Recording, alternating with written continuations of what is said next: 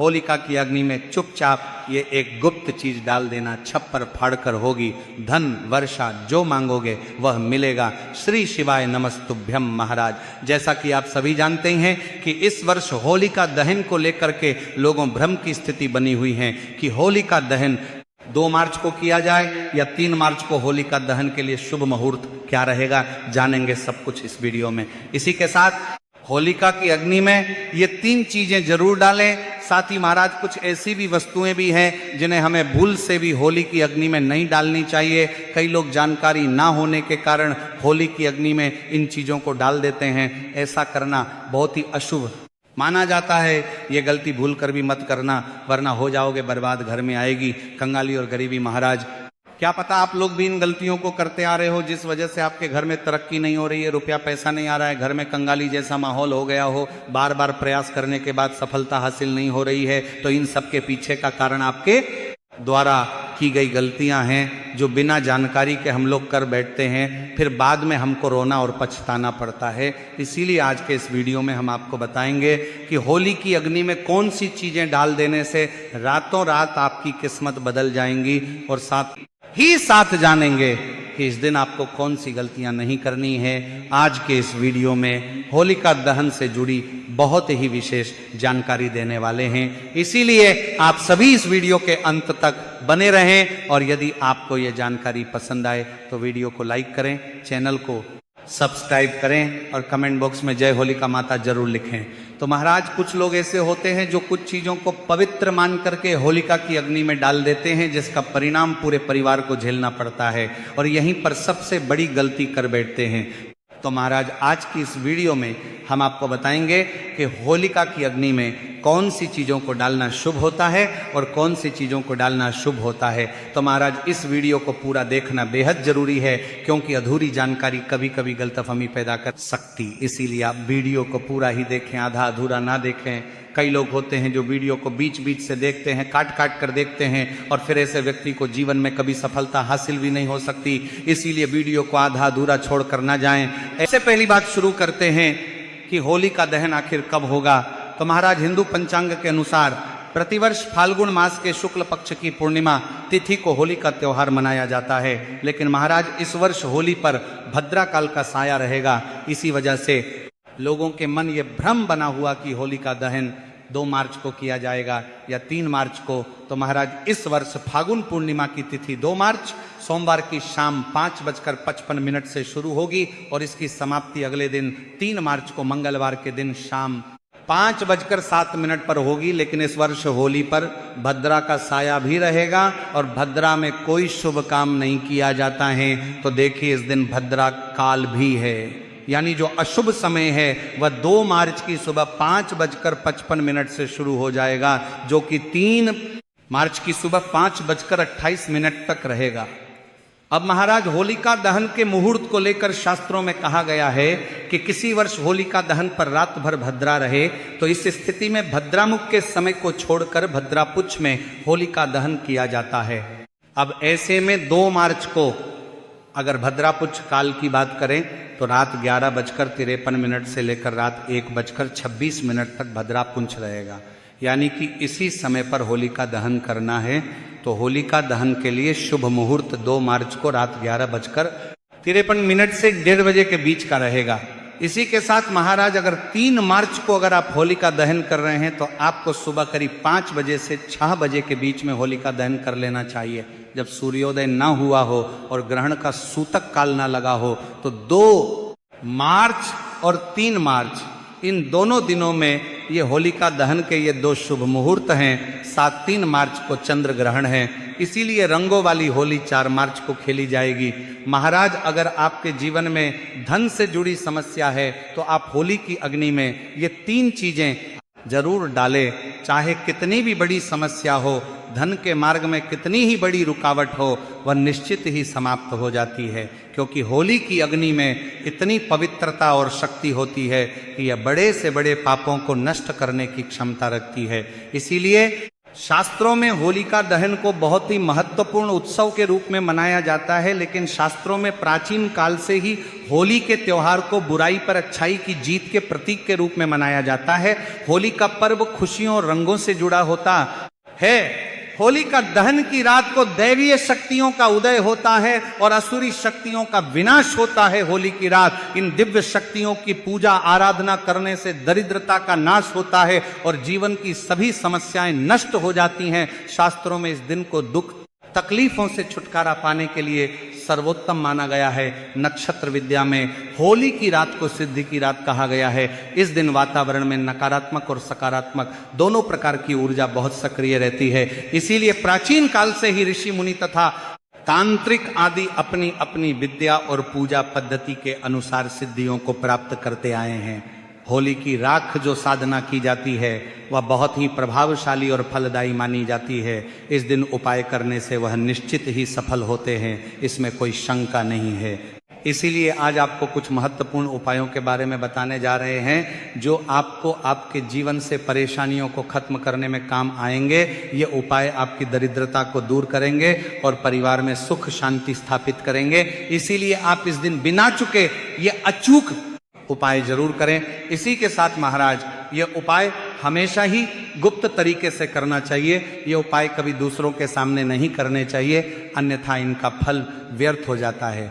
तो चलिए सबसे पहले जानते हैं हमें होली की अग्नि में कौन सी चीजें डालनी चाहिए और कौन सी चीजें भूलकर भी नहीं डालना चाहिए। लेकिन उससे पहले मेरी जिन भी माताओं बहनों ने अभी तक इस वीडियो के लिए लाइक नहीं किया है तो वीडियो को लाइक कर दीजिए, और यदि आपने हमारे इस चैनल को सब्सक्राइब नहीं किया तो चैनल को सब्सक्राइब जरूर करें और कमेंट में ओम नमः शिवाय या हर हर महादेव जरूर लिखें, ताकि महादेव की कृपा से आपके जीवन में जितनी भी परेशानियां आने वाली हैं या फिर आ रही हैं वह सभी समाप्त हो सके। तो महाराज सबसे पहले बात करते हैं गन्ने के बारे में, क्योंकि कई लोग होली की अग्नि में गन्ना डालते हैं। ऐसा करना शुभ फलदायक होता है, लेकिन ध्यान रहे गन्ने के टुकड़े करके नहीं डालना चाहिए अथवा खराब गन्ना भी होली की अग्नि को अर्पित नहीं करना चाहिए। इससे होलिका माता अत्यंत क्रोधित हो जाती है। टूटा हुआ अथवा खराब गन्ना कभी पूजा पाठ में भी इस्तेमाल नहीं किया जाता है। होली की अग्नि में जब आप गन्ना डालते हैं तो उसके ऊपर गन्ने के पत्ते जरूर होने चाहिए। अधूरा गन्ना होलिका में डालने से पूजा संपन्न नहीं होती है। होलिका की अग्नि में गन्ना डालते समय उसकी संख्या 2, 5 या 7 इस क्रम में होनी चाहिए। दूसरी बात, होली की अग्नि में नारियल चढ़ाना शुभ होता है, लेकिन नारियल चढ़ाने से पहले ये बात जान ले कि नारियल पानी वाला नहीं होना चाहिए। होली की अग्नि में हमेशा ही सूखा हुआ नारियल ही डालना चाहिए। नारियल डालने से पहले उस पर अपने संपूर्ण परिवार का हाथ जरूर स्पर्श करवा ले और फिर उसे होली की अग्नि को समर्पित करें। इससे घर परिवार से क्लेश और लड़ाई झगड़े समाप्त होते हैं, परिवार में सुख शांति बढ़ती है और दरिद्रता दूर होती है। सूखा हुआ नारियल अग्नि में डालने से होलिका माता आपकी सभी परेशानियों को ले जाती है और आपको आशीर्वाद प्रदान करती है। अग्नि में नारियल डालने से अग्नि देवता भी प्रसन्न हो जाते हैं। इसी के साथ महाराज होलिका माता को घर का भोग अवश्य लगाना चाहिए। आप अपने घर में जो भी भोजन बनाते हैं वह होलिका माता को जरूर अर्पित करें। होली को गुजिया अथवा मीठी रोटी जरूर चढ़ाना चाहिए, इससे होली माता अत्यंत प्रसन्न होती है। ध्यान रहे होली को गुजिया अथवा मीठी रोटी चढ़ाते समय वह 2 अथवा 4 की संख्या में होनी चाहिए, 3 की संख्या में कभी नहीं चढ़ाना चाहिए। होलिका माता को आप बर्फी का भोग जरूर लगाइए। ये होली माता को सबसे अधिक प्रिय होता है। होली की अग्नि में गेहूं की बाली या कोई भी नई फसल चढ़ाना चाहिए, इससे आपके घर में कभी अन्न और धन की कमी नहीं होती है। होली माता को चावल और कच्चा पापड़ जरूर चढ़ाना चाहिए। अगर आपके घर में धन की समस्या है तो आप एक उपाय जरूर करें। होलिका दहन के दिन होली जलाने से पहले थोड़ा सा सिंदूर होली में डालकर ओम श्री नमः इस मंत्र का उच्चारण करें। यह मंत्र महालक्ष्मी मंत्र है, इससे आपके जीवन से धन की कमी दूर होती है। होली की अग्नि में कभी भी कपड़े नहीं जलाने चाहिए, इसे बहुत ही अशुभ माना जाता है। होली की अग्नि में कभी भी गंदी चीजें, कचरा, प्लास्टिक की चीजें नहीं डालनी चाहिए, इससे होली की अग्नि से दुर्गंध आती है और वातावरण अपवित्र बन जाता है। होली की अग्नि में गाय के गोबर से बने उपले और सूखी हुई लकड़ी का ही प्रयोग करना चाहिए। इसी के साथ साथ पत्ते भी डालने चाहिए इससे घर के आसपास की सभी नकारात्मक शक्ति नष्ट होती है। होली की अग्नि जलाने से पहले होली को जल अर्पित करके उसकी परिक्रमा जरूर करनी चाहिए और अपने मन की इच्छा प्रकट करनी चाहिए। आपके द्वारा जो भी भूल हुई है अथवा जो भी पाप हुए हैं उनके लिए क्षमा मांगनी चाहिए।